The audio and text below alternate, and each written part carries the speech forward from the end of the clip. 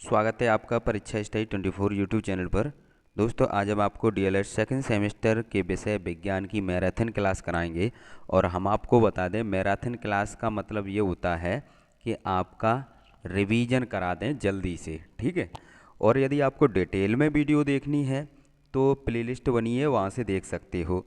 तो मैराथन का मतलब आप समझ गए, प्रत्येक टॉपिक को कराया जाएगा और वो भी आपको एक मैराथन क्लास में कंप्लीट सिलेबस होगा। समझते हैं, क्योंकि टाइम बहुत कम होता है पेपर के समय, तो आपको रिवीजन के लिए ही हम बनाते हैं। फर्स्ट सेमेस्टर में भी बनाई थी, ये सेकंड सेमेस्टर है। समझते हैं, समझते रहें केवल। सौर परिवार, सौर परिवार या सौर मंडल की परिभाषा पूछी जाएगी तो आप लिखेंगे सूर्य के चारों ओर चक्कर लगाने वाले। सौर मंडल या सौर परिवार में क्या लिखेंगे? सूर्य के चारों ओर चक्कर लगाने वाले ग्रह, उपग्रह यानी ग्रहों, उपग्रहों एवं आकाशीय पिंडों के समूह को क्या कहते हैं? सौर परिवार या सौर मंडल कहते हैं। तारामंडल, आकाश में दिखने वाले तारों के समूह को, जो आकाश में तारे दिखते हैं ना, उसके जो समूह होता है वही तारामंडल होता है। और सौर परिवार, परिवार में आप देखते हो बहुत से सदस्य होते हैं आपके घर में, घर का जो परिवार होता है, माता पिता होते हैं, भाई बहन होते हैं, तो दादा दादी होते हैं। तो इसी प्रकार सौर परिवार है तो सूर्य के चारों ओर चक्कर लगाने वाले जो ग्रह, उपग्रह और आकाशीय पिंड होते हैं, उनका जो समूह होता है वही क्या कहलाता है? सौर परिवार कहलाता है। ठीक है, समझते भी रहें जिससे आपको लिखने में कोई दिक्कत ना हो। छाया, नॉर्मली छाया आपने देखी है, यदि आप धूप में खड़े हो जाएंगे तो आपकी भी छाया, जिसे परछाई बोलते हैं, वही छाया होती है। समझते हैं। प्रकाश के मार्ग में अपारदर्शी यानी ऐसी वस्तु जिसके एक तरफ से यदि हम टॉर्च का प्रकाश मारें या किसी का भी प्रकाश मारें, दूसरी तरफ ना जाए, तो वही अपारदर्शी वस्तु होती है। तो प्रकाश के मार्ग में अपारदर्शी वस्तु रखने पर प्रकाश वस्तु के आर पार नहीं कर पाता है, जिससे वस्तु के दूसरी ओर प्रकाशहीन, यानी दूसरी ओर क्या है? प्रकाश नहीं होता है, प्रकाशहीन, प्रकाश के बिना, तो प्रकाशहीन क्षेत्र बन जाता है। इस प्रकाशहीन क्षेत्र को वस्तु की छाया कहते हैं। नेक्स्ट देखते हैं, नेक्स्ट देखते हैं प्रच्छाया और उपछाया। तो इन्हें समझते हैं।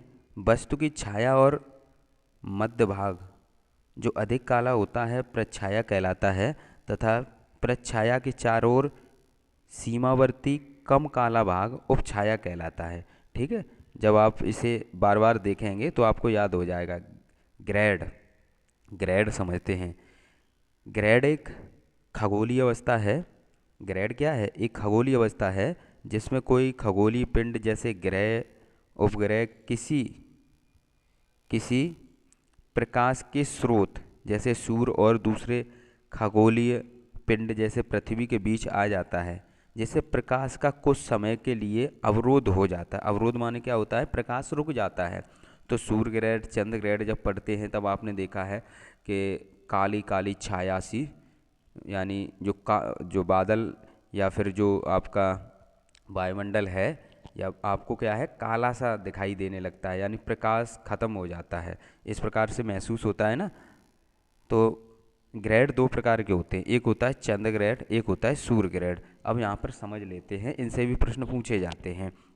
ठीक है, अब हमारे पास एक चंद्रमा है, एक सूर्य है, ये तीन हैं, ये समझ लें। ठीक है, यहाँ पर सूर्य क्या है? फिक्स है। सूर्य क्या है? फिक्स है। चंद्रमा और पृथ्वी ये घूम रही हैं, तो यहाँ पर हम मान लेते हैं पृथ्वी बीच में है। ठीक है, क्या है? सॉरी, मून, चंद्रमा बीच में है और अर्थ। जब चंद्रमा बीच में होगा, एक बार चंद्रमा बीच में कर देना और एक बार पृथ्वी को बीच में कर देना, यही तो होगा। ठीक है, सन तो फिक्स है, मून इधर कर देना। ठीक है, जो बीच में होगा, जो बीच में होगा, ठीक है, जैसे मून बीच में है तो यहाँ पर क्या है? सूर्य ग्रहण है। पृथ्वी बीच में है तो ये क्या है? चंद्र ग्रहण है। ठीक है, तो इस प्रकार आपने समझ लिया चंद्र ग्रहण और सूर्य ग्रहण। सूर्य ग्रहण में क्या है? हमने आपको बताया पृथ्वी, यानी सूर्य, पृथ्वी और चंद्रमा है, तीन आपके पास हैं। अब किसको बीच में लेना है?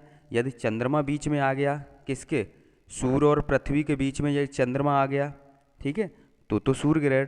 यदि सूर्य और चंद्रमा के बीच में पृथ्वी आएगी तो चंद्र ग्रहण।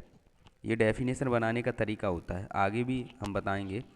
समझते रहे। ब्रह्मांड हमारी पृथ्वी के चारों ओर स्थित विशाल अंतरिक्ष जिसमें अनेक प्रकार के असंख्य असंख्य आकाशीय पिंड विद्यमान हैं, उसे क्या कहते हैं? ब्रह्मांड कहते हैं। मंदाकिनी तारों का ऐसा समूह जो धुंधला सा दिखाई पड़ता है, जो तारा निर्माण प्रक्रिया की शुरुआत या गैस पुंज है, क्या कहलाता है? मंदाकिनी कहलाता है। नेक्स्ट देखते हैं आकाशगंगा। आकाशगंगा को समझते हैं। क्षैतिज के एक छोर से दूसरी छोर तक, क्षैतिज के एक छोर से दूसरी छोर तक एक धुंधली अस्पष्ट श्वेत पट्टी फैली होती है जिसमें असंख्य तारे होते हैं, उसे आकाशगंगा कहते हैं। सौर मंडल सूर्य के चारों ओर चक्कर लगाने वाले ग्रह एवं आकाशीय पिंडों के समूह को सौरमंडल कहते हैं।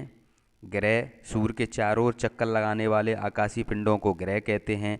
ग्रह में स्वयं का प्रकाश नहीं होता है, यह सूर्य के प्रकाश से प्रकाशित होते हैं जो ग्रह होते हैं। ठीक है। हमारे सौरमंडल में 8 ग्रह हैं। सूर्य से बढ़ती हुई दूरी के क्रम में यहाँ पर देखेंगे बुध सबसे नज़दीक है और वरुण सबसे दूर है। ये प्रश्न पूछे जाते हैं, सूर्य से सबसे निकट कौन सा है? बुध है। सूर्य से सबसे दूर कौन सा है? वरुण।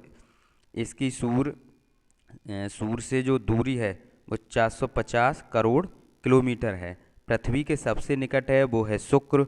सौरमंडल का मुखिया सूर्य को कहते हैं। सूर्य एक तारा है, हमने आपको बताया तारे में स्वयं का प्रकाश होता है और ग्रह में स्वयं का प्रकाश नहीं होता है।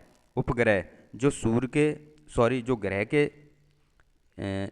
जो ग्रह के चारों ओर चक्कर लगाने वाले आकाशीय पिंड होते हैं उन्हें क्या कहते हैं? उपग्रह कहते हैं। चंद्रमा भी एक उपग्रह है जो पृथ्वी का चक्कर लगाता है। क्षुद्र ग्रह ग्रहों एवं उपग्रहों के अतिरिक्त अनेक छोटे छोटे पिंड भी सूर्य के चारों ओर चक्कर लगाते हैं, इन आकाशीय पिंडों को क्षुद्र ग्रह कहते हैं। उल्का पिंड सूर्य के चारों ओर चक्कर लगाने वाले पत्थर के छोटे छोटे टुकड़ों को उल्का पिंड कहते हैं। धूमकेतु सूर्य के चारों ओर चक्कर लगाने वाले पूंछ युक्त आकाशीय पिंडों को धूमकेतु कहते हैं। ध्रुव तारा आकाश में तारों के घूर्णन अक्ष पर सदैव स्थिर अवस्था में दिखाई देता है। सप्तऋषि तारामंडल सदैव ध्रुव तारा के चारों ओर चक्कर लगाते हैं। जैव मंडल का मतलब होता है जैव यानी जीवन, जहाँ पर जीवन हो वही जैव मंडल है। यानी जहाँ पर जीवन कहाँ होगा? जहाँ पर स्थल जल और वायु तीनों मिल जाएंगी उसी मंडल में जीवन होगा। ठीक है, क्योंकि जीने के लिए तीन मंडल जरूरी हैं। जैव मंडल से आशय पृथ्वी के उस भाग से है जहाँ जीवन पाया जाता है, अर्थात जहाँ स्थल मंडल जल मंडल वायुमंडल तीनों मंडल पाए जाते हैं उस पृथ्वी के भाग को जैव मंडल कहते हैं। जल मंडल जहाँ पर जल पाया जाता है, तो जल मंडल से आशय पृथ्वी के उस भाग से है जहाँ पर जल पाया जाता है। ठीक है। तारा वह आकाशीय पिंड जो अपने प्रकाश से प्रकाशित होता है और प्रकाश तथा ऊष्मा वितरित करता है, तारा कहलाता है। वायुमंडल पृथ्वी से क्यों जुड़ा हुआ है? पृथ्वी अपने आकर्षण बल के कारण प्रत्येक वस्तु को अपनी ओर खींचती है। वायु गैसों के छोटे छोटे अणुओं से मिलकर बनी है, अतः पृथ्वी की आकर्षण शक्ति वायु के इन कणों को आकर्षित कर वायुमंडल से पृथ्वी को जोड़े रखती है।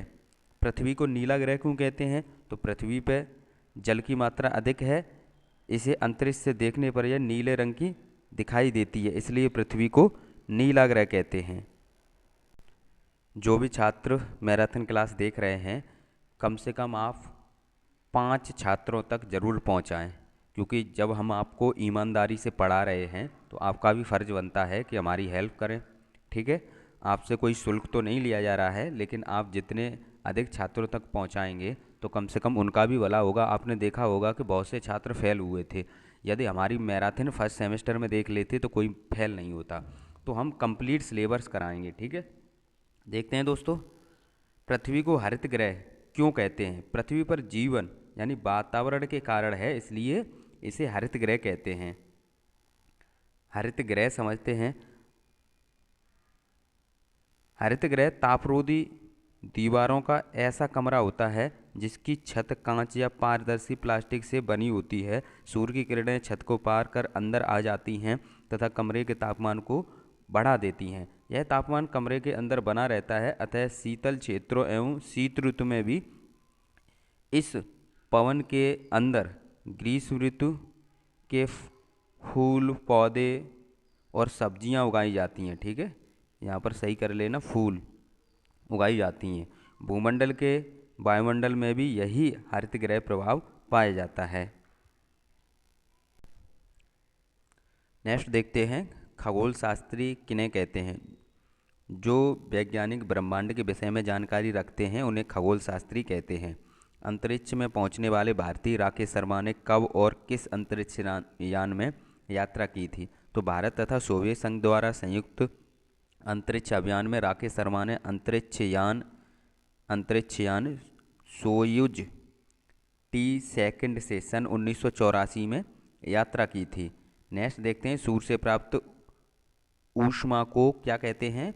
सौर ऊष्मा या सौर ऊर्जा कहते हैं। ठीक है, चंद्रग्रहण हमने आपको बताया था, बीच में पृथ्वी आएगी। सूर्य और चंद्रमा के मध्य पृथ्वी का आना चंद्रग्रहण कहलाता है। ठीक है, या फिर आप लिख सकते हो सूर्य और चंद्रमा के बीच में पृथ्वी आ जाती है, उसे चंद्रग्रहण कहते हैं। ठीक है, शॉर्ट में ही लिखना होता है, पॉइंट टू पॉइंट। यह ग्रहण सदैव पूर्णिमा को आता है। सूर्य ग्रहण किसे कहते हैं? सूर्य और पृथ्वी के मध्य चंद्रमा का आना सूर्य ग्रहण कहलाता है। यह अमावस्या को आता है। पुच्छल तारे बने होते हैं तो चट्टानों, बर्फ, धूल और गैस के आकाशीय पिंड से। हमारे सौरमंडल में ग्रहों की संख्या कितनी है? 8 है। नीला ग्रह किसे कहते हैं? पृथ्वी को कहते हैं।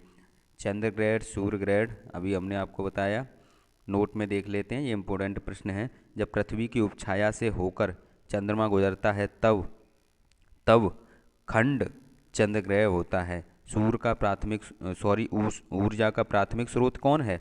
सूर्य है। प्लूटो ग्रह को 2006 में ग्रह की श्रेणी से हटा दिया गया।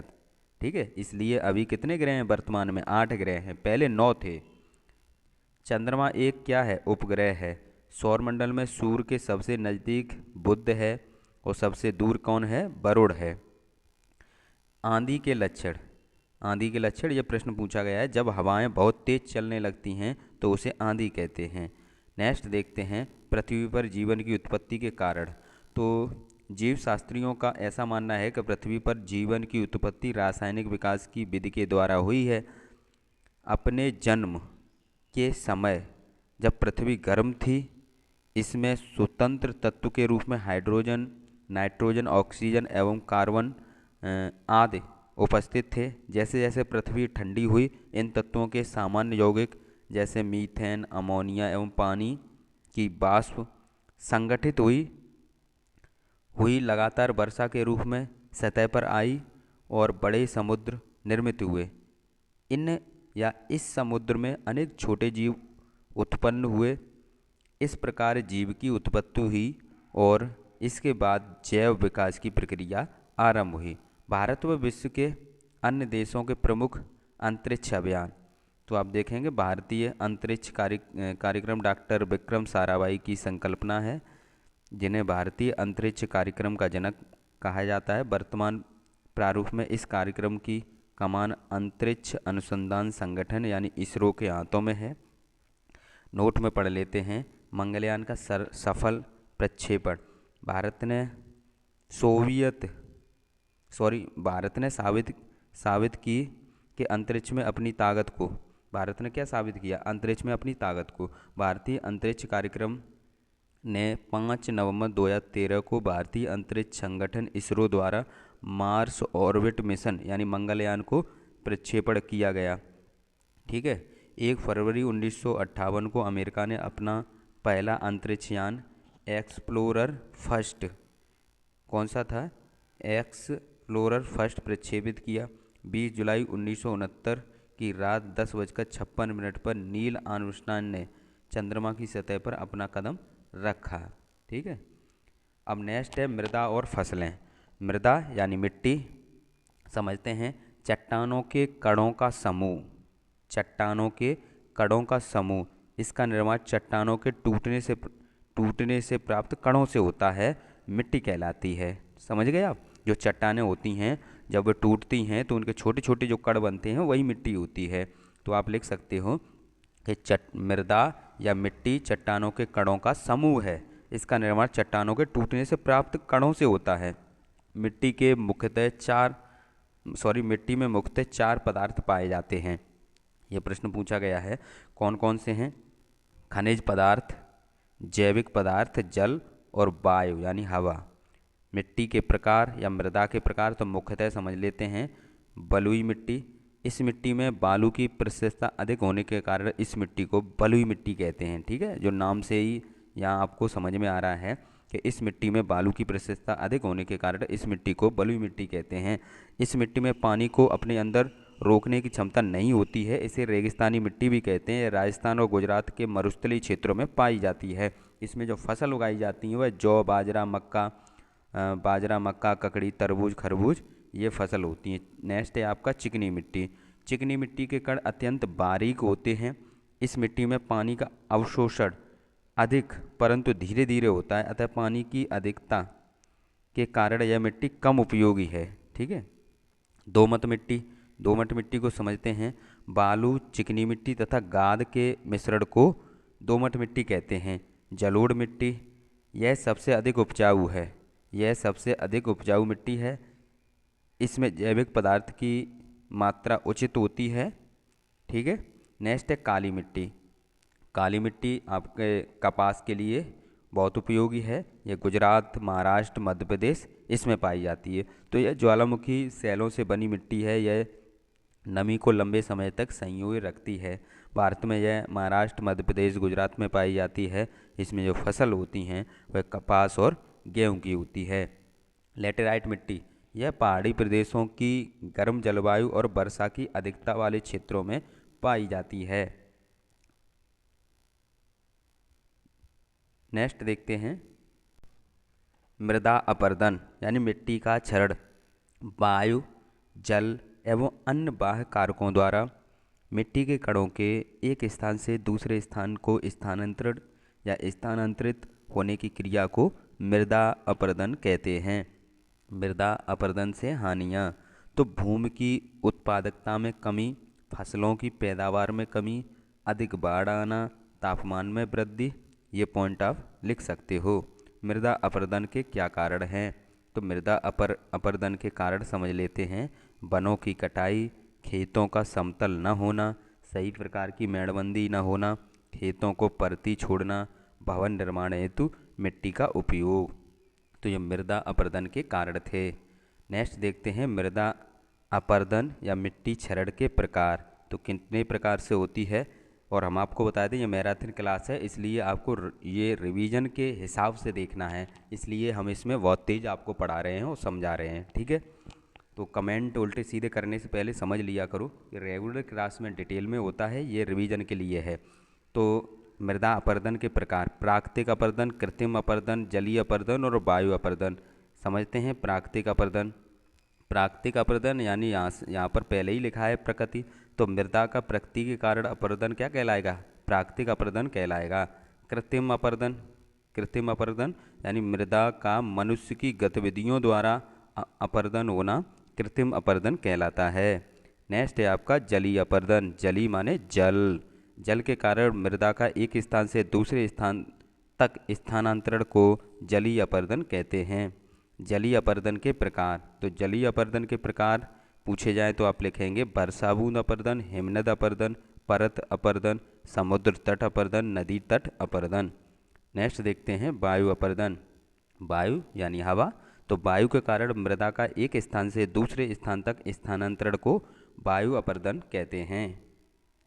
नेक्स्ट है आपका मृदा संरक्षण। मृदा संरक्षण को समझते हैं। प्राकृतिक व कृत्रिम विधियों द्वारा मृदा यानी मिट्टी के कटाव को रोकना, जिससे मृदा की उर्वरा शक्ति बनी रहे, मृदा संरक्षण कहलाता है।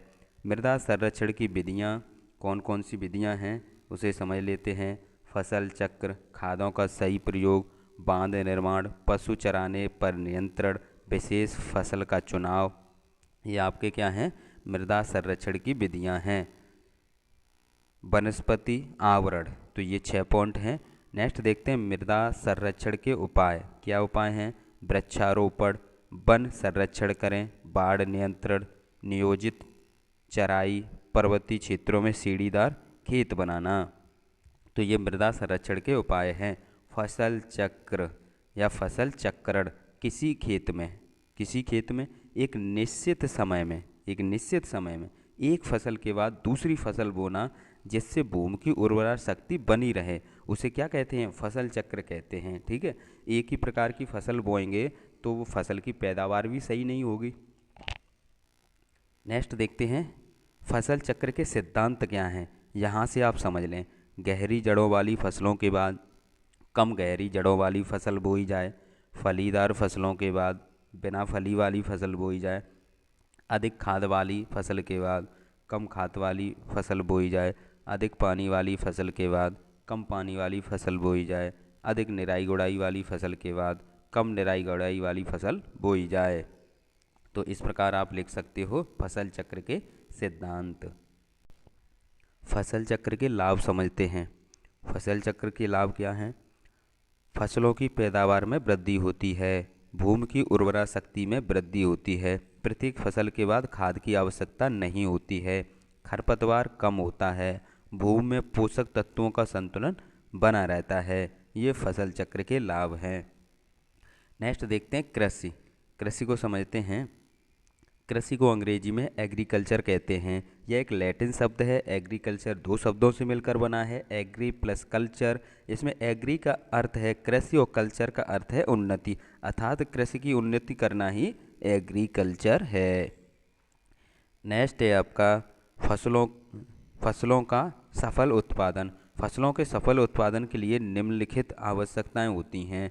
सबसे पहले खेत में हल चलाकर मिट्टी पलटना, बीज बोने से पूर्व खेत में खाद एवं पोषक तत्वों को मिलाना, समय समय पर आवश्यकता अनुसार सिंचाई करना, फसल की सूक्ष्म जीवों, पशुओं, पक्षियों तथा रोगों से सुरक्षा करना, फसल को काटने के बाद उचित तरीके से भंडारण करना। नेक्स्ट देखते हैं कर्षण। कर्षण क्या होता है? जुताई हेतु खेत की तैयारी से लेकर फसल काटने तक की सभी क्रियाएं कर्षण कहलाती हैं। जैसे भूमि की जुताई करना, पाटा देना, निराई करना, गुड़ाई करना, कटाई करना। जुताई भूमि को फसल बोने योग्य बनाने की क्रिया जुताई कहलाती है। सिंचाई भूमि को जल देने की जो प्रक्रिया है वो सिंचाई कहलाती है। बुवाई भूमि में बीज को डालने की जो प्रक्रिया होती है वो बुवाई कहलाती है। कृषि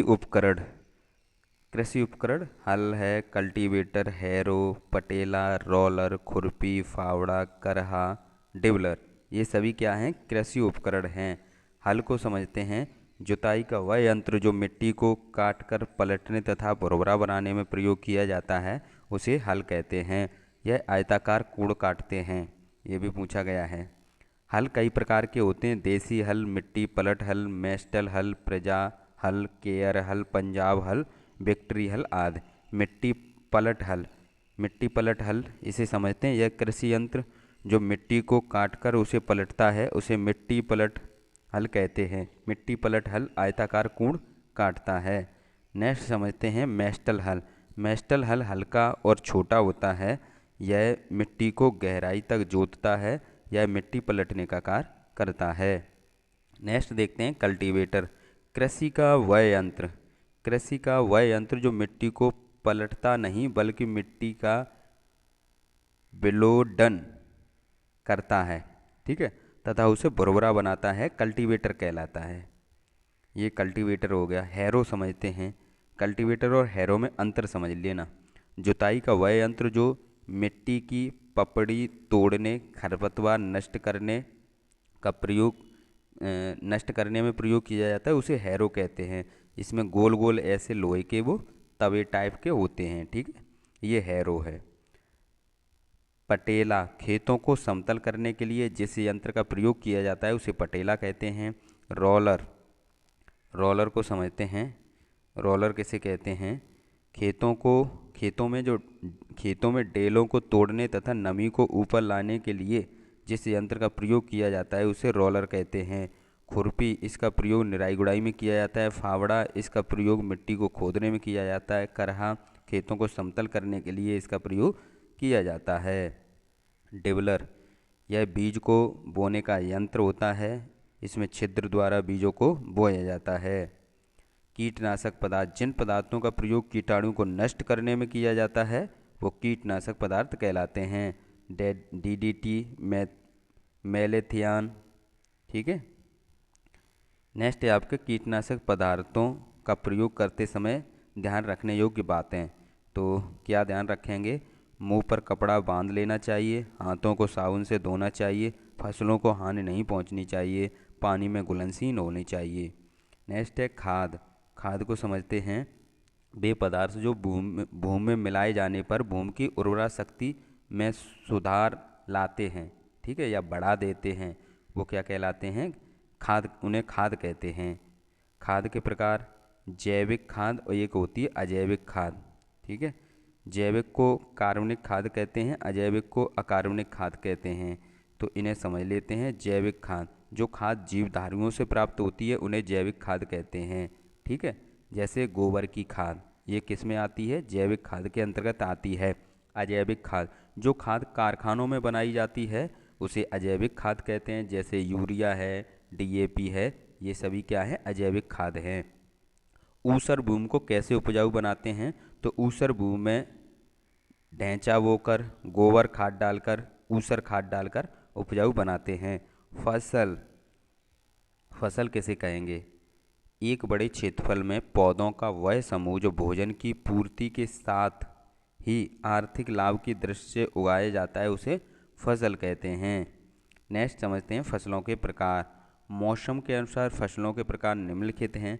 खरीफ की फसल, खरीफ की फसल जून जुलाई में बोई जाती है। कब बोई जाती है? जून जुलाई में। ठीक है। जैसे धान है, मक्का है, ज्वार है, बाजरा है, मूंगफली है। ठीक है, जून जुलाई में बोई जाती है। अरहर है, उड़द है। रबी की फसल, ठीक है, अब चल रहा है समय अक्टूबर, और अब कौन सी फसल बोई जाएगी? गेहूं है, चना है, मटर है, आलू है, सरसों है। तो यानी ये रबी की फसल है, अक्टूबर नवंबर में बोई जाती है। नेक्स्ट है आपके जायद की फसल। जायद की फसल मई जून में बोई जाती है। ककड़ी, खीरा, तरबूज, खरबूज, ये वाली फसल हैं आती हैं जायद में। कीटवच्छी पौधे के नाम ये पूछे गए हैं। Drosera, nepenthes, dionaea, utricularia, sarracenia. Next देखते हैं पौधों में जीवाणुओं तथा विषाणुओं द्वारा होने वाले रोग। तो जीवाणुओं द्वारा होने वाले रोग कौन से हैं? आलू का सैथिल रोग, धान का अंगमारी रोग, साइट्रिक कैंसर, गेहूं का टुंडा रोग। विषाणु द्वारा तंबाकू का मोजिक रोग, आलू का मोजिक रोग, बंकी टॉप ऑफ बनाना। नेक्स्ट देखते हैं कायिक प्रवर्धन, मोस्ट इम्पोर्टेंट। वर्दी प्रजनन या कायिक प्रवर्धन, पादप के कायिक अंगों से नया पादप, पादप माने पौधा होता है, पादप उत्पन्न होता है, उसे कायिक प्रवर्धन या वर्दी प्रजनन कहते हैं। जैसे कायिक अंग कौन से हैं? जड़, जड़ द्वारा, शकरकंद तना द्वारा, गुलाब और चंपा पत्ती द्वारा, अजूबा या जिसे बायोफिल्म कहते हैं। नेक्स्ट देखते हैं निम्नलिखित पौधों का कौन सा अंग भोजन संग्रह के लिए रूपांतरित होता है? तो कौन सा होता है? तना। ये पूछा गया था हल्दी, लहसुन, शकरकंद और चुकंदर का।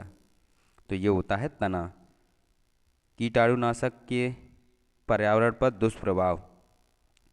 तो मृदा में उपस्थित लाभकारी सूक्ष्म मर जाते हैं, जल प्रदूषित होता है, सब्जियां दूषित होती हैं, मृदा प्रदूषित हो जाता है या वायु प्रदूषित हो जाती है। नेक्स्ट देखते हैं कार्य।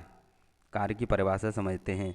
कार्य वह भौतिक क्रिया है जिसमें किसी वस्तु पर बल लगाकर उसे बल की दिशा में विस्थापित किया जाता है। यानी कार्य बराबर बल गुणा विस्थापन, यानी W बराबर F/S। यदि कोण दिया है तो W बराबर FS into cos theta. Car का मात्रक समझते हैं, बल का मात्रक न्यूटन और विस्थापन का मीटर, तो हम कह सकते हैं न्यूटन मीटर, या फिर कार का मात्रक जूल होता है, ये भी लिख सकते हो। अतः बल तथा बल की दिशा में विस्थापन के गुणनफल को कार कहते हैं, ये भी आप परिभाषा लिख सकते हो। कार का ऐसा ही मात्रक जूल होता है, तो इस प्रकार इतना भी आप लिख सकते हो। नेक्स्ट देखते हैं कार के प्रकार। कार के दो प्रकार होते हैं, धनात्मक कार। धनात्मक कार पहले समझते हैं। यदि बल विस्थापन के समांतर होता है तो कार क्या होता है, धनात्मक होता है। जब घोड़ा समतल सड़क पर गाड़ी खींचता है, उदाहरण में आप लिख देना। ऋणात्मक कार, यदि बल विस्थापन के विपरीत होता है तो कार ऋणात्मक होता है, उदाहरण में जब कोई वस्तु खुरदरी सतह पर फिसलती है। ठीक है। कार का मापन, शून्य की स्थिति कब होती है, यदि बल तथा विस्थापन परस्पर लंबवत हो। बल तथा विस्थापन परस्पर लंबवत हो तो शून्य की स्थिति होगी, यानी कार्य शून्य होता है, यानी थीटा बराबर 90। उदाहरण, जब कुली सिर पर बोझ लिए समतल प्लेटफॉर्म पर चलता है। नेक्स्ट देखते हैं, जब वस्तु का विस्थापन शून्य हो। जब वस्तु का जो विस्थापन है वो शून्य हो जाए, क्योंकि सूत्र हमारे पास यहाँ पर है W बराबर F S into cos theta. ठीक है, तो यहाँ से निकल आएगा, या यहाँ से आप निकाल सकते हो, क्या निकाल सकते हो, शून्य की स्थिति। ठीक है, आगे भी हम बताएंगे एक ट्रिक से। यहाँ कार समझते हैं, यहाँ से समझ लेते हैं कार। जमीन पर किया गया कार्य, यदि जमीन पर किया गया कार्य उसके लिए सूत्र है एफ एस कॉस थीटा। ऊंचाई पर किया गया कार्य उसके लिए सूत्र है एम जी एच। डब्ल्यू बराबर एफ इंटू एस, यानी कार्य बराबर बल गुणा विस्थापन, मात्रक न्यूटन मीटर या फिर जूल। कार्य शून्य की स्थिति यहाँ से शॉर्ट में समझ लेते हैं। यदि विस्थापन जीरो हो जाएगा तब भी कार्य जीरो हो जाएगा, या फिर कॉस थीटा है वो 90 हो जाएगा, तो यानी 90 कॉस 90 का मान जीरो होता है तब भी कार्य जीरो हो जाएगा। तो एस बराबर, यानी वृत्ति पथ हो या लौट आए या कोई वस्तु उसी स्थान पर लौट आए और विराम में, तो ये तीनों ही स्थिति क्या है, एस बराबर जीरो रखेंगे तो हमको जो मान मिलेगा वो जीरो मिलेगा। कुली का बोझा लेकर चलना और कुली का बोझा लेकर सीढ़ी पर चढ़ना, दोनों में अंतर है। ठीक है। एम जी एच, मोटर का पानी खींचना, आदमी का ऊपर चढ़ना, ये एम जी एच से निकालेंगे कार्य इसमें। ऊर्जा, ऊर्जा की परिभाषा देखते हैं। किसी वस्तु की कार्य करने की क्षमता को ऊर्जा कहते हैं। किसी वस्तु की कार्य करने की क्षमता को क्या कहते हैं, ऊर्जा कहते हैं। ऊर्जा के मात्रक, तो एम कैस पद्धति तथा एसआई पद्धति में ऊर्जा का मात्रक जूल है। तो इस प्रकार आपने देखा कि ऊर्जा का मात्रक क्या है। सीजीएस पद्धति में ऊर्जा का मात्रक अर्ग है। नेक्स्ट देखते हैं, कार्य तथा ऊर्जा दोनों के मात्रक समान होते हैं। समान मतलब जूल होता है। ठीक है, ये प्रश्न पूछा गया है। कार्य तथा ऊर्जा दोनों के मात्रक जूल होते हैं। ऊर्जा की आवश्यकता, तो ऊर्जा की आवश्यकता में आप लिख सकते हैं, ऊर्जा एक प्राथमिक स्रोत है जो हमें रोशनी प्रदान करता है। शरीर द्वारा किए गए कार्य के लिए ऊर्जा की आवश्यकता होती है। शारीरिक कार्य करने के लिए ऊर्जा की आवश्यकता होती है, मानसिक कार्य करने के लिए ऊर्जा की आवश्यकता होती है। ऊर्जा के विभिन्न रूप, यांत्रिक ऊर्जा। यांत्रिक ऊर्जा में आप पढ़ेंगे गतिज ऊर्जा, स्थितिज ऊर्जा, रासायनिक ऊर्जा, ध्वनि ऊर्जा, विद्युत ऊर्जा, सौर ऊर्जा, नाभिकीय ऊर्जा, ऊष्मीय ऊर्जा, प्रकाशीय ऊर्जा, आवेशीय ऊर्जा। तो यहाँ पर जो लिखा है उसी से आप अर्थ निकाल के लिख सकते हो। यांत्रिक ऊर्जा, यांत्रिक ऊर्जा किसी वस्तु द्वारा किए गए यांत्रिक कार्य को यांत्रिक ऊर्जा कहते हैं। तो कितनी सरल परिभाषा है। यांत्रिक ऊर्जा दो प्रकार की होती है। गतिज ऊर्जा, यहाँ पर गतिज का मतलब गति से है। किसी वस्तु की गति के कारण उत्पन्न ऊर्जा को गतिज ऊर्जा कहते हैं। ठीक है, इसका सूत्र होता है हाफ mv²। उदाहरण में आप लिख सकते हो, बहते जल में, धनुष से छोड़े गए तीर में, घड़ी में चाबी भरने पर स्प्रिंग में। ये उदाहरण आप लिख सकते हो गतिज ऊर्जा के। और डेफिनेशन आप देख रहे हो सरल एकदम। स्थितिज ऊर्जा, स्थिति के कारण, किसी वस्तु की स्थिति के कारण उत्पन्न ऊर्जा को स्थितिज ऊर्जा कहते हैं। इसका सूत्र होता है mgh। उदाहरण में आप लिखेंगे, तनी हुई कमान में, कमान मतलब धनुष में, दबी स्प्रिंग में, चाबी भरी हुई घड़ी की स्प्रिंग में। रासायनिक ऊर्जा, रासायनिक ऊर्जा समझते हैं। रासायनिक यानी रासायनिक पदार्थों में उपस्थित ऊर्जा रासायनिक ऊर्जा कहलाती है। उदाहरण के लिए माचिस पर दिया स्याही को रगड़ना पेट्रोल में रासायनिक ऊर्जा होती है। ये प्रश्न पूछे गए हैं। नेक्स्ट समझते हैं ध्वनि ऊर्जा। ध्वनि ऊर्जा, ध्वनि से प्राप्त ऊर्जा को ध्वनि ऊर्जा कहते हैं। विद्युत ऊर्जा, विद्युत से प्राप्त ऊर्जा को विद्युत ऊर्जा कहते हैं। सौर ऊर्जा, सूर्य से प्राप्त ऊर्जा को सौर ऊर्जा कहते हैं। नाभिकीय ऊर्जा, नाभिक से प्राप्त ऊर्जा को नाभिकीय ऊर्जा कहते हैं। नाभिकीय ऊर्जा का उपयोग विद्युत उत्पादन में, नाभिकीय रिएक्टर में। ऊष्मीय ऊर्जा, ईंधन जलने से तथा सौर विकिरण से प्राप्त ऊर्जा ऊष्मीय ऊर्जा कहलाती है। ऊष्मीय ऊर्जा का उपयोग भाप इंजन में, पेट्रोल इंजन में, डीजल इंजन में। नेक्स्ट देखते हैं प्रकाशीय ऊर्जा या प्रकाश ऊर्जा। प्रकाश से प्राप्त ऊर्जा को प्रकाशीय ऊर्जा कहते हैं। उदाहरण के लिए विद्युत बल्ब, मोमबत्ती, सूर्य आदि से प्रकाशीय ऊर्जा प्राप्त होती है। आवेशीय ऊर्जा यानी आवेशों से प्राप्त ऊर्जा को आवेशीय ऊर्जा कहते हैं। उदाहरण में लिख देना टेलीफोन, हेडफोन, विद्युत के पंखों की, विद्युत मोटर आदि चुंबकीय ऊर्जा द्वारा आवेश ऊर्जा उत्पन्न करते हैं। ऊर्जा संरक्षण, ऊर्जा संरक्षण का सिद्धांत क्या है? ऊर्जा न तो उत्पन्न की जा सकती है न नष्ट की जा सकती है, किंतु ऊर्जा के एक रूप से दूसरे रूप में रूपांतरित किया जा सकता है। इसे ऊर्जा संरक्षण का सिद्धांत कहते हैं। ऊर्जा रूपांतरण, ऊर्जा रूपांतरण ऊर्जा को एक रूप से दूसरे रूप में बदलना क्या कहलाता है? ऊर्जा रूपांतरण कहलाता है। जैसे कुछ यंत्र होंगे, यहाँ पर ऊर्जा रूपांतरण के कुछ युक्ति या उपकरण या यंत्र हैं। और ऊर्जा का रूपांतरण सितार, ये क्या करता है? ये यांत्रिक ऊर्जा है, उसे ध्वनि में बदल देता है। विद्युत मोटर क्या करती है? विद्युत ऊर्जा को यांत्रिक ऊर्जा में बदल देती है। लाउड स्पीकर विद्युत ऊर्जा को ध्वनि ऊर्जा में बदलता है। डायनेमो यांत्रिक ऊर्जा से विद्युत ऊर्जा। मोमबत्ती रासायनिक ऊर्जा से प्रकाश व ऊष्मा ऊर्जा। सोलर सेल सौर ऊर्जा से विद्युत ऊर्जा। विद्युत सेल रासायनिक ऊर्जा से विद्युत ऊर्जा। विद्युत बल्ब विद्युत ऊर्जा से प्रकाश एवं ऊष्मा ऊर्जा। इंजन ऊष्मा ऊर्जा से यांत्रिक ऊर्जा। नेक्स्ट देखते हैं ऊर्जा संरक्षण के उपाय या ऊर्जा के अपव्यय को रोकना। ऊर्जा को संरक्षण करने के तरीका, तो वर्तमान ऊर्जा पद्धति की दक्षता बढ़ाना, कार्य की प्रकृति के अनुसार ऊर्जा का चयन करना, ऊर्जा के रूपांतरण का उपयोग करना, औद्योगिक ऊर्जा संरक्षण हेतु तकनीकियाँ अपनाना। नेक्स्ट है आपका तापीय ऊर्जा का उपयोग करना, ऊर्जा के वैकल्पिक स्रोतों का उपयोग करना, ऊर्जा का सीमित उपयोग करना, कोयले, कच्चे तेल आदि का उपयोग कम करना, ईंधन की कम खपत वाले वाहनों का प्रयोग करना। ऊर्जा अपव्यय, ऊर्जा का अनुचित व्यय यानी व्यर्थ व्यय क्या कहलाता है? ऊर्जा अपव्यय कहलाता है। ऊर्जा का अपव्यय हम कहाँ कहाँ करते हैं? तो ऊर्जा का अपव्यय रेल, परिवहन, सूचना और प्रसारण, भोजन आदि कार्यों में करते हैं। ऊर्जा या ऊष्मा के संचरण की विधियाँ, तो चालन समझते हैं। धातु, एक कण दूसरे कण को गर्म करता है, इसमें माध्यम का प्रत्येक कण भाग लेता है, यह सबसे धीमी विधि है। कौन सी? चालन। नेक्स्ट है आपकी संवहन, इसमें माध्यम के कुछ कण भाग लेते हैं, ये ठोस में होता है। ठीक है, ये ठोस के लिए है, ये द्रव के लिए है संवहन। द्रव और गैस यानी जल और तेल आएंगे। विकिरण, विकिरण क्या है? सूर्य से जो ऊष्मा या ऊर्जा प्राप्त होती है वो विकिरण विधि से होती है, इसमें माध्यम की आवश्यकता नहीं होती है।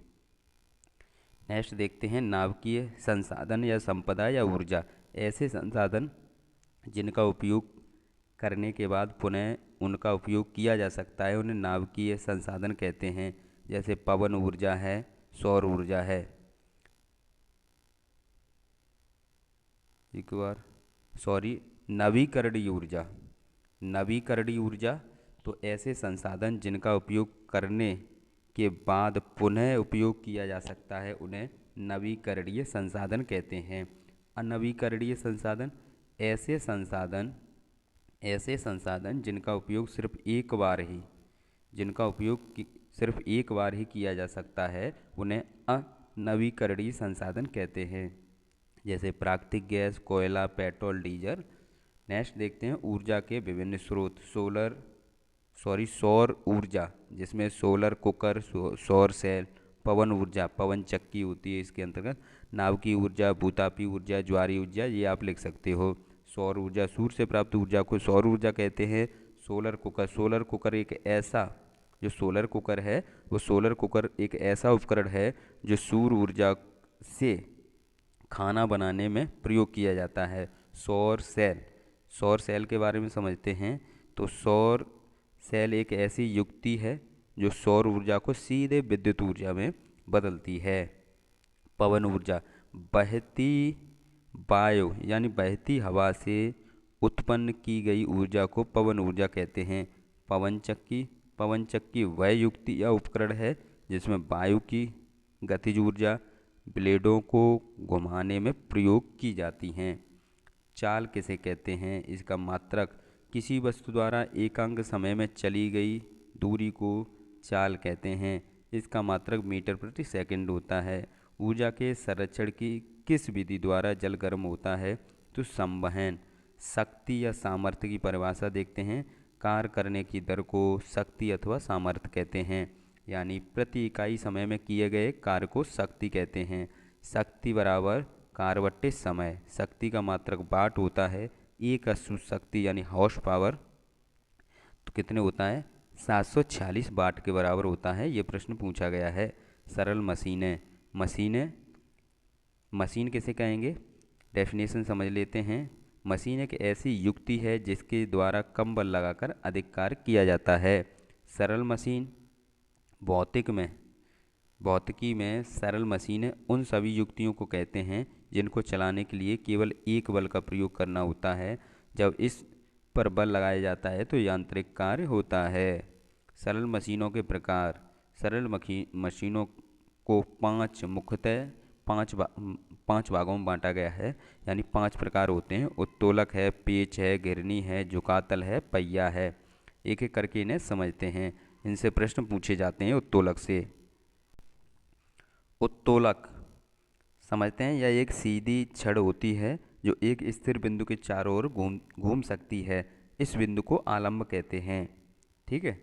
उत्तोलक के प्रकार। उत्तोलक 3 प्रकार के होते हैं। प्रथम श्रेणी या प्रथम वर्ग या प्रथम प्रकार के आपके पेपर में पूछे जाएं तो आप लिखेंगे।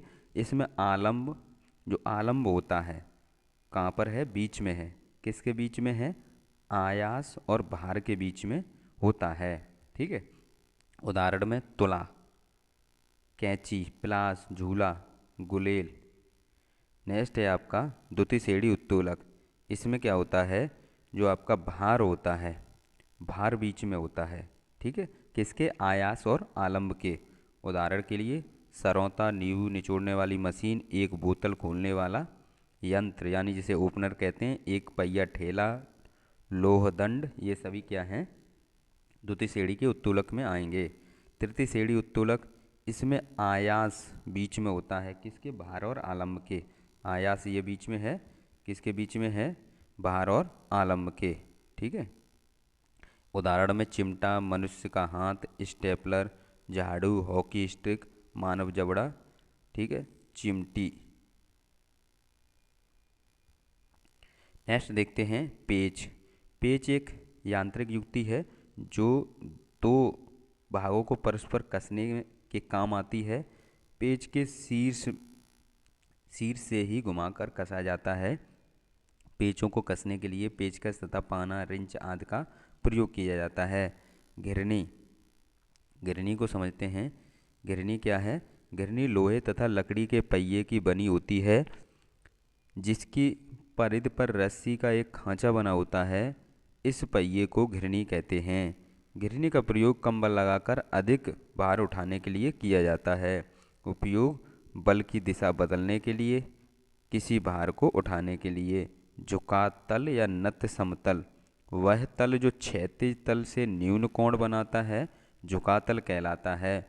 उपयोग कहाँ करते हैं? भारी ड्रमों को कम बल लगाकर ट्रक पर चढ़ाने के लिए, घरों की छत पर चढ़ने वाली सीढ़ियों में, स्कूटर, मोटरसाइकिल को सड़क से मकान के चबूतरे पर चढ़ाने के लिए।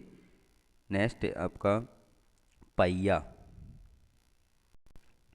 पहिया समझते हैं। पहिया एक सरल मशीन है जिससे भारी वस्तुओं को एक स्थान से दूसरे स्थान पर ले जाया जाता है। यह गोल होता है। उपयोग: पहिएदार पहिएदार ट्रॉली या गाड़ी पर भार रखकर बहुत कम बल लगाकर अधिक तेज गति से खींचा जा सकता है। सरल मशीनों के लाभ: कम बल लगाकर अधिक बोझ उठाना। मशीनों की सहायता से बोझ एक स्थान से दूसरे स्थान पर पहुंच जाता है। किसी एक दिशा में बल लगाकर दूसरी दिशा में बोझ उठाना। धीमी गति को तेज गति में बदलना। तो ये सरल मशीन के लाभ हैं। उत्तोलक: तो प्रथम प्रकार के उत्तोलक होगा, उसमें क्या है, आलम्ब बीच में होता है, उदाहरण कैंची है। द्वितीय प्रकार में भार बीच में होती है, भार बीच में होता है, उदाहरण के लिए सरौता है। तृतीय प्रकार का उत्तोलक होता है, उसमें आयास बीच में होता है, उदाहरण चिमटा है। ये शॉर्ट में हमने बताया जिससे आपको याद रहे। समझते हैं कोशिका। कोशिका समझते हैं। मानव शरीर असंख्य छोटी छोटी जीवित इकाइयों से मिलकर बना है। इन इकाइयों को कोशिका कहते हैं। कोशिका जीवन की आधारभूत इकाई है। कोशिका की खोज सर्वप्रथम 1665 ईस्वी में रॉबर्ट हुक ने की थी। कोशिका का सिद्धांत समझते हैं। कोशिका के सिद्धांत के अनुसार शरीर एक या अनेक कोशिकाओं का बना होता है जो शरीर की संरचना एवं क्रियात्मक इकाई हैं। नेक्स्ट देखते हैं कोशिका की विशेषता। तो प्रत्येक जीव का शरीर एक या अनेक कोशिकाओं का बना होता है। कोशिका शरीर में कार्य की मूलभूत इकाई है। नई कोशिका केवल पहले से उपस्थित जीवित कोशिकाओं से ही बन सकती है। कोशिका के प्रकार: कोशिका के दो प्रकार होते हैं, प्रोकैरियोटिक कोशिका, यूकैरियोटिक कोशिका। ठीक है, अब इन्हें समझते हैं। प्रोकैरियोटिक कोशिका: इन कोशिकाओं में केंद्रक कला नहीं होता है, जिसके कारण केंद्रक में पाए जाने वाले पदार्थ जैसे प्रोटीन है, डीएनए, आरएनए, न्यूक्लिक अम्ल कोशिका द्रव्य के सीधे संपर्क में रहते हैं। कोशिका में पूर्ण विकसित कोशिकांग, गोल्जी तंत्र, लवण, माइटोकॉन्ड्रिया आदि नहीं होते हैं, यानी पूर्ण विकसित कोशिकांग नहीं होते हैं। इस प्रकार की कोशिका जीवाणु, नीले हरे शैवाल आदि में पाई जाती है। यूकैरियोटिक कोशिका: इन कोशिकाओं में जो यूकैरियोटिक कोशिका होती है, इन कोशिकाओं में पूर्ण विकसित केंद्रक कला होता है। इस कोशिका में पूर्ण विकसित कोशिकांग होता है। पौधे और जंतुओं में इस प्रकार की कोशिकाएं पाई जाती हैं। नेक्स्ट है आपका प्रोकैरियोटिक तथा यूकैरियोटिक में अंतर। दोनों कोशिकाओं में अंतर देखते हैं। प्रोकैरियोटिक में समझते हैं, इसमें केंद्रक कला नहीं होता है और इसमें केंद्रक कला होता है। लैंगिक जनन नहीं होता है, लैंगिक जनन होता है। आगे देखते हैं, इसमें केंद्रक नहीं होता है, इसमें केंद्रक होता है। माइटोकॉन्ड्रिया गोल्जिकाए नहीं होता है और माइटोकॉन्ड्रिया गोल्जिकाए होता है। हिस्टोन प्रोटीन, जो हिस्टोन प्रोटीन होती है वो नहीं होती है और इसमें हिस्टोन प्रोटीन होती है। एक डीएनए अणु होता है और इसमें अनेक डीएनए अणु होते हैं। राइबोसोम 70S प्रकार के होते हैं, राइबोसोम 80S प्रकार के होते हैं। जीवाणु, नीले हरे शैवाल इसके उदाहरण हैं। इसके उदाहरण जंतु एवं पौधे हैं। तो इस प्रकार आपने देखा प्रोकैरियोटिक और यूकैरियोटिक कोशिकाओं में अंतर। नेक्स्ट समझते हैं पादप तथा जंतु कोशिकाओं में अंतर। तो पादप कोशिका एक तरफ और दूसरी तरफ जंतु कोशिका समझते हैं। पादप कोशिका वृत्ति पाई जाती है और जंतुओं में कोशिका वृत्ति नहीं पाई जाती है। लाइसोसोम नहीं पाया जाता है, इसमें लाइसोसोम पाया जाता है। रिक्तिका यानी रसधानी होती हैं, रिक्तिका नहीं होती हैं। तारक केंद्र नहीं होता है, इसमें क्या है, तारक केंद्र नहीं होता है, इसमें तारक केंद्र होता है। पर्णहरित पाया जाता है, इसमें पर्णहरित नहीं पाया जाता है। ठीक है। डीएनए तथा आरएनए में अंतर। तो ये इस तरफ है डीएनए और इस तरफ है आरएनए। अब समझते हैं एक एक करके। इसमें डीऑक्सी राइबोसोम शर्करा होती है, इसमें राइबोसोम शर्करा होती है। डीएनए एक आनुवांशिकी पदार्थ है, आरएनए आनुवांशिकी सूचक वाहक है। डीएनए केंद्रक के अंदर गुणसूत्रों में मिलता है, यह केंद्रक के अंदर केंद्रका में मिलता है। डीएनए स्थायी होता है, आरएनए अस्थायी होता है। नेक्स्ट देखते हैं माइटोकॉन्ड्रिया। माइटोकॉन्ड्रिया यानी यूकैरियोटिक कोशिका के कोशिका द्रव्य में अनेक सूक्ष्म गोलाकार सलाकावत संरचनाएं पाई जाती हैं, जिन्हें माइटोकॉन्ड्रिया कहते हैं। माइटोकॉन्ड्रिया के कार्य। माइटोकॉन्ड्रिया कोशिका के अंदर होने वाले ऑक्सीशोषण का स्थल है, जहां कार्बोहाइड्रेट तथा वसा के ऑक्सीकरण द्वारा ऊर्जा उत्पन्न होती है। इसे ऊर्जा गृह भी कहते हैं। ठीक है, माइटोकॉन्ड्रिया कोशिका का ऊर्जा गृह यानी पावर हाउस कहते हैं। ये प्रश्न पूछा गया है। ठीक है, नेक्स्ट देखते हैं लवक। यह केवल पादप कोशिकाओं में पाए जाते हैं। यह 3 प्रकार के होते हैं, हरित लवक, अवर्णी लवक, वर्णी लवक। हरित लवक को समझते हैं, ये हरे रंग के लवक होते हैं। यह पत्तियों तथा कोमल तनों में अपरिपक्व फसलों की बाह्य त्वचा में पाए जाते हैं। इसका मुख्य कार्य प्रकाश संश्लेषण द्वारा भोजन निर्माण करना, अतः इसे कोशिका की रसोई कहते हैं। कोशिका की रसोई किसे कहते हैं? हरित लवक को। ठीक है, अवर्णी लवक, यह रंगहीन लवक होते हैं। यह विभिन्न प्रकार के खाद्य पदार्थ एकत्रित करते हैं, अतः इन्हें संचयी लवक भी कहते हैं। वर्णी लवक, ये रंगीन कैसे होते हैं? रंगीन होते हैं और पुष्पों की पंखुड़ियों तथा परिपक्व फलों की बाह्य त्वचा में पाए जाते हैं। नेक्स्ट है आपका माइटोकॉन्ड्रिया को कोशिका का ऊर्जा गृह क्यों कहा जाता है? माइटोकॉन्ड्रिया में ग्लूकोज का ऑक्सीकरण होता है, जिसके फलस्वरूप ऊर्जा एटीपी के रूप में निकलती है। इसलिए कोशिका का ऊर्जा गृह माइटोकॉन्ड्रिया को कहते हैं। ऊतक, समान कोशिकाओं के समूह को ऊतक कहते हैं। ऊतक के अध्ययन को हिस्टोलॉजी कहते हैं। ऊतक के प्रकार एक एक करके समझते हैं। 4 प्रकार होते हैं।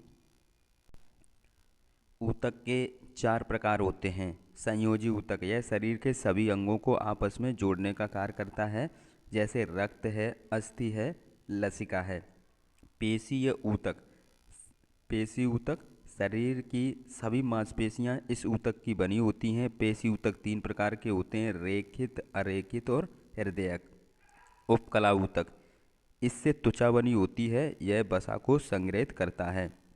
तंत्रिका ऊतक, इसका मस्तिष्क बना होता है, यह सूचनाओं का आदान प्रदान करता है। भोजन या फिर आहार की डेफिनेशन पूछी जाए तो आप लिख सकते हो भोजन को ही आहार कहते हैं। ठीक है, तो समझते हैं विभिन्न तत्वों से निर्मित वे पदार्थ जो हमारे शरीर को संचालित करते हैं भोजन कहलाता है। संतुलित भोजन या संतुलित आहार, तो आप लिखेंगे वह भोजन जिसमें भोजन के सभी तत्व शरीर की आवश्यकता अनुसार उचित मात्रा में उपस्थित हों, उसे संतुलित आहार कहते हैं। संतुलित आहार के मुख्य कार्य क्या हैं? यह शरीर को स्वस्थ रखता है, इससे शरीर में वृद्धि होती है, यह शरीर को मजबूत बनाता है, यह शरीर की विभिन्न प्रकार के रोगों से रक्षा करता है, यह शरीर के ताप को बनाए रखता है, यह मस्तिष्क को स्वस्थ रखता है। भोजन में कौन कौन से पोषक तत्व पाए जाते हैं? तो भोजन में कौन कौन से पोषक तत्व पाए जाते हैं? प्रोटीन की कमी से कौन कौन से रोग हो जाते हैं? तो भोजन में जो तत्व पाए जाते हैं, कार्बोहाइड्रेट, वसा, प्रोटीन, विटामिन, खनिज लवण, पानी। प्रोटीन की कमी से आप लिख सकते हो 2 रोग लिख लो, क्वाशियोकर मेरेस्मस। नेक्स्ट देखते हैं हमारे प्रतिदिन के भोजन में पोषक तत्वों की कमी से होने वाले किसी एक रोग का नाम, लक्षण तथा उससे बचने के उपाय। तो लिख देना विटामिन ए। विटामिन ए की कमी से रतौंधी रोग होता है। लक्षण हैं आँखें कमज़ोर, त्वचा सूखने लगती है। उपाय क्या है? विटामिन ए युक्त पदार्थों का सेवन करना। वसा में घुलनशील विटामिन, तो विटामिन के, vitamin E, vitamin D, vitamin A, ये शॉर्ट में हमने लिख दिया है, लेकिन आपको इस प्रकार लिखना है जो हमने बोला है। तो जल में घुलनशील विटामिन कौन सी है? बी और C, vitamin B, vitamin C. Vitamin D का सबसे सस्ता है और प्राकृतिक स्रोत क्या है? सूर्य का प्रकाश है। पेलेग्रा रोग किस विटामिन की कमी से होता है? तो विटामिन बी की कमी से। परिवेशी स्वच्छता एवं स्वास्थ्य, परिवेशी स्वच्छता इसे समझते हैं। परिवेश को स्वच्छ रखना ही परिवेशी स्वच्छता कहलाती है। इसके अंतर्गत कच्चा कच्ची की सफाई, शौचालय की सफाई, आसपास की सफाई आदि आती है। परिवेशी स्वच्छता का उद्देश्य परिवेश से संबंधित सभी सदस्यों की स्वास्थ्य रक्षा से है। स्वास्थ्य स्तर ऊंचा रखने के लिए परिवेशी स्वच्छता आवश्यक है। परिवेश को स्वच्छ रखने के लिए कूड़ा कचरा उचित स्थान पर डालें, अपने आसपास में सफाई रखें। नेक्स्ट है आपका संक्रामक रोग एवं उनकी रोकथाम। तो रोग के बारे में समझते हैं। शरीर के किसी भाग की वह अवस्था जब वह भाग ठीक से कार्य न करे तो उस अवस्था को रोग कहते हैं। संक्रामक रोग क्या होते हैं? जो एक दूसरे में फैल जाते हैं। तो शरीर में सूक्ष्म जीवों के पहुंच जाने के कारण, शरीर में क्या है, सूक्ष्म जीवों के पहुंच जाने के कारण जो रोग उत्पन्न होते हैं उन्हें संक्रामक रोग कहते हैं। संक्रामक रोग की विशेषताएं या फिर लक्षण, यह एक व्यक्ति से दूसरे व्यक्ति में फैल जाते हैं। बुखार के कारण शरीर का तापमान बढ़ जाता है, त्वचा पर लाल छोटे छोटे दाने हो जाते हैं, शरीर में कपकपी होती है। यह रोग रोगाणुओं द्वारा होता है। तो संक्रामक रोग ये पूछा गया है, जो संक्रामक रोग किससे होता है? तो रोगाणुओं द्वारा। संक्रामक रोगों पर नियंत्रण या रोकथाम, इसकी सूचना क्या है? चिकित्सा अधिकारी को देनी चाहिए। रोगी को स्वस्थ व्यक्ति से दूर रखना चाहिए। टीका द्वारा रोगी पर नियंत्रण किया जा सकता है। रोगी द्वारा उपयोग की गई वस्तु का उपयोग नहीं करना चाहिए।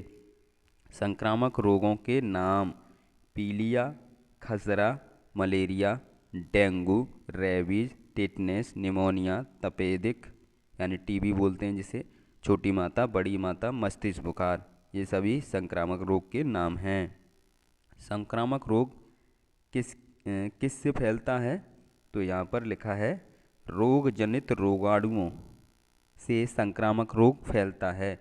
तो रोग जनित रोगाणुओं में क्या आएंगे? जीवाणु, विषाणु है, प्रोटोजोआ है, यीस्ट है, ये सभी आ जाते हैं। रेबीज के बारे में समझ लेते हैं। यह एक विषाणु जनित रोग है। इस रोग से ग्रस्त कुत्ता किसी मनुष्य को काट लेता है तो कुत्ते के थूक में उपस्थित विषाणु उसके यानी मनुष्य के शरीर में प्रवेश कर जाते हैं। उपचार क्या है? कुत्ता काटने के उपचार हेतु कुत्ता द्वारा काटे गए स्थान पर लाल मिर्च पाउडर या कुत्ते काटे का इंजेक्शन अवश्य लगवाएं। ये सरकारी अस्पताल में लग जाता है फ्री में। रेबीज रोग के लक्षण क्या है, कैसे पहचानोगे? तो रोगी को पानी से डर लगता है, रोगग्रस्त व्यक्ति के गले में दर्द होता है, रोगी को कुछ भी गले से निगलने की क्षमता नहीं रहती है, इसका प्रभाव तंत्र पर पड़ता है, कभी कभी व्यक्ति अत्यंत आक्रामक हो जाता है। मलेरिया, इसके बारे में समझते हैं। मलेरिया मादा एनाफिलीज मच्छर द्वारा फैलता है। इस रोग में तेज बुखार, ठंड लगकर आता है। यह मादा मच्छर किसी व्यक्ति को काटती है तो उसके रक्त में रोग जीवाणु छोड़ देती है। लक्षण क्या है? ठंड के साथ तेज बुखार आना, बुखार की अवस्था में रोगी का चेहरा लाल हो जाना, शरीर में दर्द होना, सिर में कमजोरी, सिर दर्द, हाथ पैर में दर्द होना, रक्त में आरबीसी कणों की संख्या कम हो जाना। नेक्स्ट उपचार समझते हैं। रोगी के रक्त की जांच करवानी चाहिए। घर के आसपास पानी एकत्रित नहीं होने देना चाहिए। सोते समय मच्छरदानी का प्रयोग करना चाहिए। कूलर का पानी नियमित बदलना चाहिए। पीलिया, यह रोग मल से, दूषित जल तथा दूषित भोजन से फैलता है। इस रोग से ग्रस्त व्यक्ति की आँखें, नाखून, पेशाब का जो रंग है वो पीला हो जाता है। लक्षण क्या है? पेशाब, आँख, नाखून पीले हो जाते हैं, सिर दर्द, बेचैनी होती है। इसकी शुरुआत बुखार से होती है। यकृत सूज जाता है। उपचार क्या है? व्यक्ति को स्वच्छता पर ध्यान देना चाहिए, पानी उबालकर पीना चाहिए, हाथ साबुन से साफ करने चाहिए, खाना बनाने वाले तथा परोसने वाले के नाखून साफ होने चाहिए। टीकाकरण किसी बीमारी के विरुद्ध प्रतिरोधात्मक क्षमता यानी इम्यूनिटी विकसित करने के लिए जो दवा खिलाई या पिलाई या लगाई जाती है उसे टीका यानी वैक्सीन कहते हैं। ठीक है, अभी जो कोरोना की वैक्सीन लगाई गई थी ना, वही यह क्रिया टीकाकरण कहलाती है। बच्चों को खसरा, पोलियो, टिटनेस, काली खांसी, निमोनिया, हैजा आदि से बचने के लिए टीकाकरण किया जाता है। एलिजा परीक्षण किया जाता है। तो एड्स में ये कई बार प्रश्न पूछा गया है। अधपका मांस खाने से होने वाला रोग एंथ्रेक्स। नेक्स्ट देखते हैं परिवर्तन। पदार्थ का एक अवस्था से दूसरी अवस्था में जाना परिवर्तन कहलाता है। परिवर्तन दो प्रकार के होते हैं, भौतिक परिवर्तन, रासायनिक परिवर्तन। भौतिक परिवर्तन समझते हैं ऐसा परिवर्तन जिसमें पदार्थ की आकृति में परिवर्तन हो जाता है तथा परिवर्तन का कारण हटाने पर पदार्थ पूर्व अवस्था में आ जाता है, उसे भौतिक परिवर्तन कहते हैं। जैसे पानी का बर्फ बदलना। ठीक है, जब बर्फ़ पिघलेगी तो फिर पानी बन जाएगा। द्रव का वाष्प बदलना, तो वाष्प पे फिर द्रव बन जाएगा। वाष्प का संघनन। अब देखते हैं रासायनिक परिवर्तन। इसमें क्या होता है, इसमें नया पदार्थ बन जाएगा, जैसे दूध से दही बनना। ठीक है, तो रासायनिक परिवर्तन ऐसा परिवर्तन जिसमें परिवर्तन के बाद नया पदार्थ बनता है तथा परिवर्तन का कारण हटाने पर पदार्थ पूर्व अवस्था में नहीं आता है, उसे रासायनिक परिवर्तन कहते हैं। ठीक है, भौतिक परिवर्तन तथा रासायनिक परिवर्तन में अंतर समझ लेते हैं। भौतिक परिवर्तन और रासायनिक परिवर्तन। तो भौतिक परिवर्तन में लिखेंगे इसमें नया पदार्थ नहीं बनता है। रासायनिक पदार्थ में नया पदार्थ बनता है, रासायनिक परिवर्तन में नया पदार्थ बनता है। भौतिक परिवर्तन यानी यह परिवर्तन अस्थायी होता है और यह परिवर्तन स्थायी होता है। इसमें पदार्थ के भार में कोई अंतर नहीं आता है, इसमें पदार्थ के भार में अंतर आ जाता है। इसमें पदार्थ के अणु नहीं बदलते, इसमें पदार्थ के अणु इसमें जो भौतिक परिवर्तन होता है इसमें पदार्थ के गुण नहीं बदलते हैं और रासायनिक पदार्थ में पदार्थ के गुण बदल जाते हैं। भूकंप। पृथ्वी की सतह हिलने को भूकंप कहते हैं। भूकंप आने के कारण क्या हैं? पृथ्वी का सिकुड़ना, ज्वालामुखी विस्फोट, खानों की खुदाई, भूगर्भ में आणविक विस्फोट, जलीय भार। ये आप लिख सकते हो। भूकंप से बचने के उपाय। भूकंप के समय किसी खुले स्थान पर जाएं, खिड़की और दरवाजे से दूर रहें, बिजली के खंभों से दूर रहें, मकानों से दूर रहें। प्राकृतिक आपदा। प्रकृति के कारण जो मानव की जन धन की हानि होती है उसे प्राकृतिक आपदा कहते हैं। जैसे भूकंप, बाढ़, सूखा, तूफान, ये सभी प्राकृतिक आपदा के अंतर्गत आते हैं। सूखा। जब वर्षा की मात्रा औसत मात्रा से काफ़ी कम हो या फिर वर्षा नहीं हो उसे सूखा कहते हैं। बाढ़। किसी स्थान पर सामान्य से अधिक जल आ जाए उसे बाढ़ कहते हैं। आपदा प्रबंधन। आपदा से मानव की जनधन की हानि को बचाने के प्रयासों को आपदा प्रबंधन कहते हैं। जलीय अपरदन। जल द्वारा मिट्टी के कटाव को जलीय अपरदन कहते हैं। जलीय अपरदन के प्रकार हैं नदी तट अपरदन, हिमनदी, समुद्र तट और वर्षा बूंद अपरदन। प्रदूषण। प्रदूषण को समझते हैं पर्यावरण के किसी भी तत्व में होने वाला हानिकारक परिवर्तन या अवांछनीय परिवर्तन जिससे जीव जगत पर प्रतिकूल, ठीक है, प्रभाव पड़ता है, उसे प्रदूषण कहते हैं। उसे क्या कहते हैं? प्रदूषण कहते हैं। प्रदूषण के प्रकार तो मुख्यतः जो प्रकार हैं वो वायु प्रदूषण, जल प्रदूषण, ध्वनि प्रदूषण। वायु प्रदूषण, वायु में हानिकारक तत्वों का मिल जाना जिससे वायु दूषित हो जाती है, उसे वायु प्रदूषण कहते हैं। वायु प्रदूषण के कारण क्या हैं? वाहनों से निकलने वाला धुआं, कारखानों से निकलने वाला धुआं, मोटरसाइकिल या ट्रक आदि से निकलने वाला धुआं, कोयले तथा लकड़ी के जलने से निकलने वाला धुआं। वायु प्रदूषण के का प्रभाव क्या है? दमा की बीमारी हो जाती है, त्वचा रोग हो जाता है, सर्दी जुकाम हो जाता है, सांस लेने में कठिनाई होती है, तापमान में वृद्धि होती है, ओजोन परत को हानि होती है। वायु प्रदूषण को रोकने के उपाय। कारखानों से निकलने वाले धुओं को वायुमंडल में सीधे नहीं छोड़ना चाहिए। मोटरसाइकिल या ट्रक आदि का धुआं नहीं निकलना चाहिए। कोयले तथा लकड़ी के धुएं को वायुमंडल में नहीं छोड़ना चाहिए। वाहनों से निकलने वाला धुआं हानिकारक गैस से रहित होना चाहिए। जल प्रदूषण। जल में हानिकारक तत्वों का मिल जाना जिससे जल दूषित हो जाता है, जल प्रदूषण कहलाता है। जल प्रदूषण के कारण क्या है? नालों के गंदे जल को नदी या नहरों में मिलाना, कारखानों के गंदे जल को नदियों में मिलाना, रासायनिक दवा का जल नदियों में मिलाना या जाना, मानव मलमूत्र नदियों में जाना, नहरों में पशुओं को नहलाना, ये सभी जल प्रदूषण के कारण हैं। जल प्रदूषण के प्रभाव क्या पड़ता है? इससे पीलिया रोग हो जाता है, हैजा रोग हो जाता है, टाइफाइड रोग हो जाता है। जल प्रदूषण को रोकने के उपाय क्या हैं? कारखानों से निकलने वाले गंदे जल को नदी में नहीं मिलाना चाहिए, पशुओं को नदी में नहीं नहलाना चाहिए, मानव मलमूत्र को नदी में नहीं जाने देना चाहिए, नाले का गंदा पानी नदी में नहीं मिलाना चाहिए। ध्वनि प्रदूषण, वह ध्वनि जिससे किसी व्यक्ति को सुनने में परेशानी होती है उसे ध्वनि प्रदूषण कहते हैं। ध्वनि प्रदूषण के कारण क्या हैं? लाउड स्पीकर की तेज़ आवाज़, रेल इंजन की आवाज़, भारी मशीनों की आवाज़, हवाई जहाज की आवाज़। ध्वनि प्रदूषण के प्रभाव: सुनाई कम देना, सिर दर्द होना, चिड़चिड़ापन होना, इससे उच्च रक्तचाप होता है। ध्वनि प्रदूषण के रोकने के उपाय: क्या रोकने के उपाय हैं? लाउड स्पीकर की आवाज़ कम होनी चाहिए, भारी मशीनों की आवाज़ कम होनी चाहिए, टेलीविज़न की आवाज़ कम होनी चाहिए, वाहनों की आवाज़ कम होनी चाहिए। नेक्स्ट देखते हैं अम्ल। वे पदार्थ जो जलीय विलयन में एच पॉजिटिव आयन यानी हाइड्रोजन आयन देते हैं अम्ल कहलाते हैं। जैसे HCl H positive plus Cl negative, ये अम्ल है। अम्ल के गुण: अम्ल स्वाद में खट्टे होते हैं, अम्ल नीले लिटमस पेपर को लाल कर देते हैं, अम्ल संक्षारण प्रकृति के होते हैं, अम्ल पानी में घुलकर हाइड्रोनियम आयन देते हैं, अम्ल क्षारों से क्रिया करके लवण व जल बनाते हैं।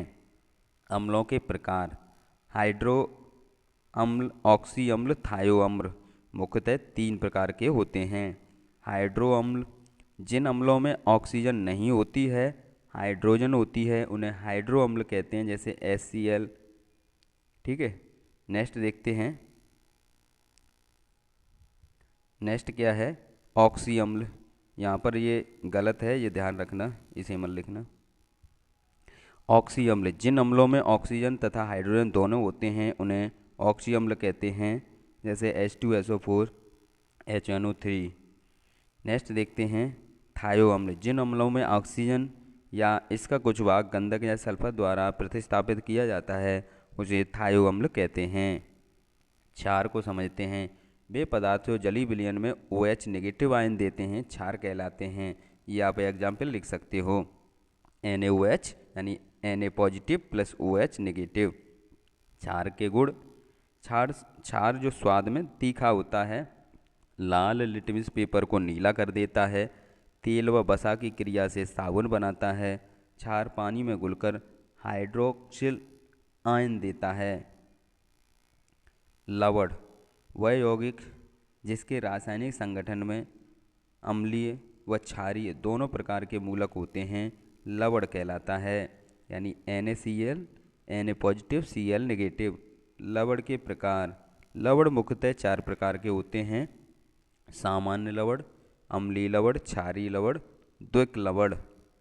सामान्य लवण, वे लवण जो जलीय विलयन में एक ही प्रकार के धनायन या एक ही प्रकार के ऋणायन देते हैं सामान्य लवण कहलाते हैं। उदाहरण में आप इसे लिख सकते हो। नेक्स्ट देखते हैं अम्लीय लवण।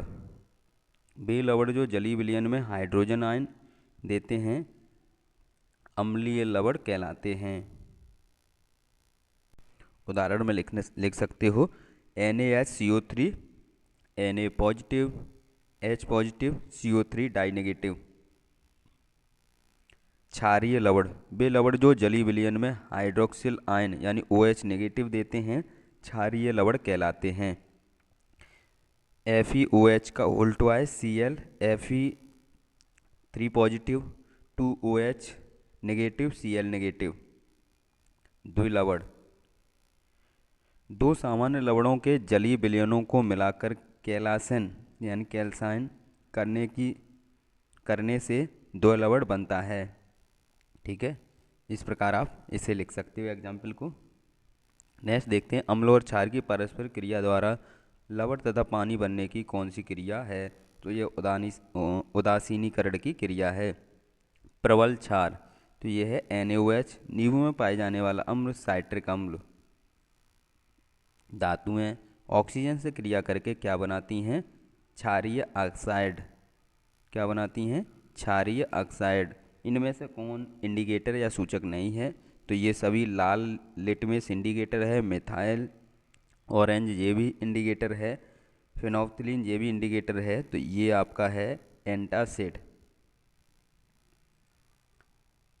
नेक्स्ट देखते हैं मेंडलीव का आवर्त नियम। इसे समझते हैं। इस नियम के अनुसार तत्वों के भौतिक तथा रासायनिक गुण उनके परमाणु भारों के आवर्त फलन होते हैं। मेंडलीव की आवर्त सारणी। मेंडलीव ने उस समय तत्वों को अपने आवर्त नियम के अनुसार सारणी के रूप में श्रृंखलाबद्ध किया, जिसे मेंडलीव की आवर्त सारणी कहते हैं। मेंडलीव की आवर्त सारणी में ऊर्ध्वाधर तथा क्षैतिज दो प्रकार की कतारें हैं। ऊर्ध्वाधर कतारों को वर्ग और क्षैतिज कतारों को आवर्त कहते हैं। मेंडलीव द्वारा आवर्त सारणी में 9 वर्ग तथा 7 आवर्त हैं। मेंडलीव के समय तक ज्ञात तत्वों की संख्या 63 थी। मेंडलीव की आवर्त सारणी के गुण समझते हैं। तत्वों के अध्ययन में सुविधा मिली, अनुसंधान कार्यों में सहायता मिली, तत्वों के यौगिकों की प्रकृति की जानकारी मिली, तत्वों की संयोजकता संबंधी निर्णय में सहायता मिली, नए तत्वों की भविष्यवाणी हुई। नेक्स्ट देखते हैं मेंडलीव की आवर्त सारणी के दोष। कुछ दोष भी हैं। आवर्त सारणी में हाइड्रोजन का स्थान विवादपूर्ण है। समस्थानिकों के लिए कोई स्थान नियत नहीं है। कुछ समान गुणों वाले तत्वों को आवर्त सारणी के अंदर भिन्न भिन्न वर्गों में रखा गया है। धातुओं एवं अधातुओं के बीच कोई स्पष्ट विभाजन नहीं है। आधुनिक आवर्त सारणी। आधुनिक आवर्त सारणी समझते हैं। तो इस नियम के अनुसार तत्वों के भौतिक तथा रासायनिक गुण उनके परमाणु संख्या के आवर्त फलन होते हैं। मेंडलीव में क्या था? परमाणु भार के आवर्ती फलन थे मेंडलीव में, और इसमें क्या है? परमाणु संख्या के आवर्त फलन होते हैं। आधुनिक आवर्त सारणी। आधुनिक आवर्त सारणी मोशले की है। किसकी है? मोशले की है। आधुनिक आवर्त सारणी में 16 वर्ग तथा 7 आवर्त हैं। आधुनिक आवर्त सारणी के गुण या विशेषताएं। तो आवर्त की विशेषताएं समझते हैं। आवर्त सारणी में पहले आवर्त की फिर वर्ग की विशेषताएं समझेंगे। तो आवर्त सारणी में किसी आवर्त में बाएं से दाएं जाने पर विद्युत ऋणात्मकता, इलेक्ट्रॉन प्रीत, आयनन विभव, आध्यात्मिक गुण बढ़ता है। और बाएं से दाएं जाने पर धात्मिक गुण, रासायनिक क्रियाशीलता, परमाणु त्रिज्या, भास्मय गुण घटते हैं। वर्ग की विशेषताएं समझते हैं। आवर्त सारणी में किसी वर्ग के ऊपर से नीचे जाने पर तत्वों की परमाणु त्रिज्या, धात्विक गुण, धातुओं की क्रियाशीलता बढ़ती है। ऊपर से नीचे जाने पर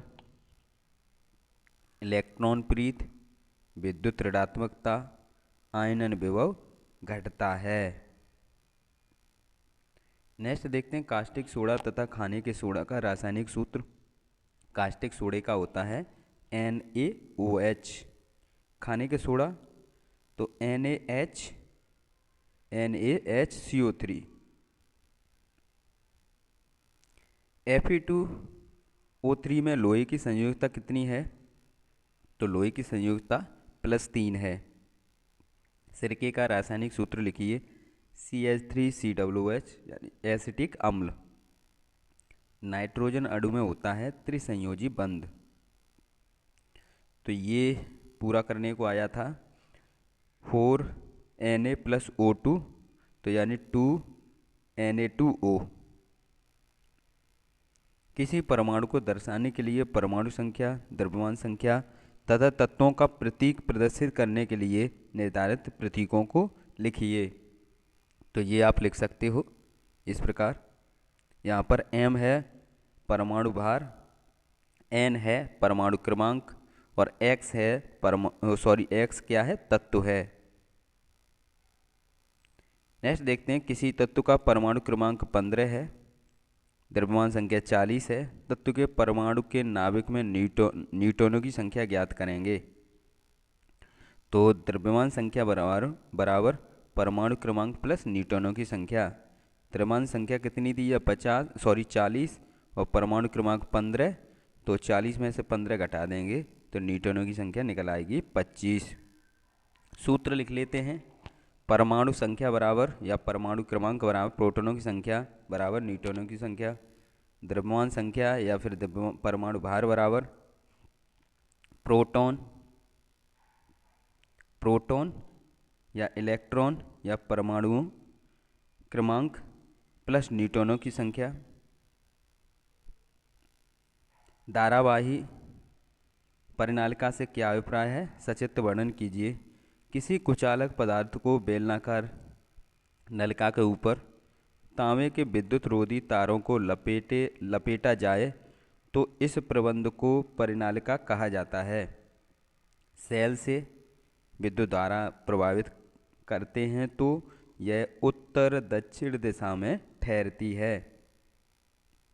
तो इस प्रकार ये आपकी मैराथन क्लास थी, और वीडियो को ज़रूर शेयर करें क्योंकि मैराथन क्लास कम समय में बनाना बहुत कठिन काम है।